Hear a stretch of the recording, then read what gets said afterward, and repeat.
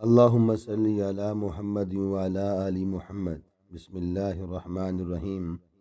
عن ابن عباس رضی اللہ تعالی عنہما قال قال رسول اللہ صلی اللہ علیہ وسلم ان هذا یوم عید جعلہ اللہ للمسلمین فمن جاء الى الجمعة فلیغتسل وان کان طیب فلیمس منہ وعلیکم بالسواک۔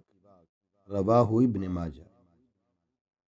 حضرت عبداللہ بن عباس رضی اللہ تعالیٰ عنہ کہتے ہیں کہ رسول اللہ صلی اللہ علیہ وسلم نے فرمایا، بے شک اللہ تعالیٰ نے اس روز یعنی جمعہ کو مسلمانوں کے لیے عید کا دن بنایا، لہٰذا جو شخص جمعہ کے لیے آئے اسے چاہیے کہ غسل کرے، اگر خوشبو میسر ہو تو وہ لگائے اور مسواک بھی کرے۔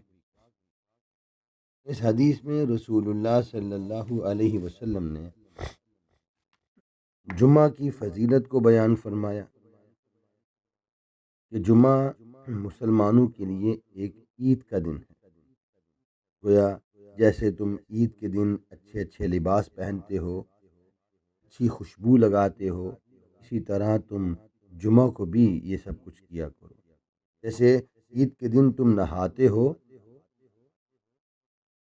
اسی طرح تم جمعہ کو بھی نہاؤ، غسل کرو، خوشبو لگاؤ، مسواک کرو، کیونکہ مسواک رسول اللہ صلی اللہ علیہ وسلم کی سنت طیبہ ہے۔ لازم نہیں کہ مہنگے ہی خوشبو لگانا ہے، جو میسر ہو، بس اچھی ہو، ایسی ہو کہ جو دوسروں کو تکلیف نہ دے، ایسی لگانی چاہیے خوشبو کہ جو دوسروں کو جسے مسرت ہو، خوشی ہو۔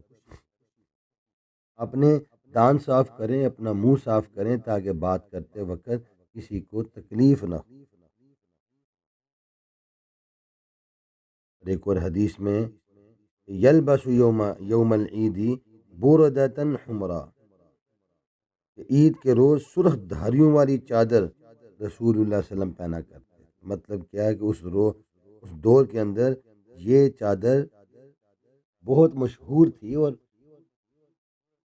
بڑے مالدار لوگ جو ہے اسے پہنا کرتے تھے، آپ صلی اللہ علیہ وسلم بھی پہنا کرتے تھے۔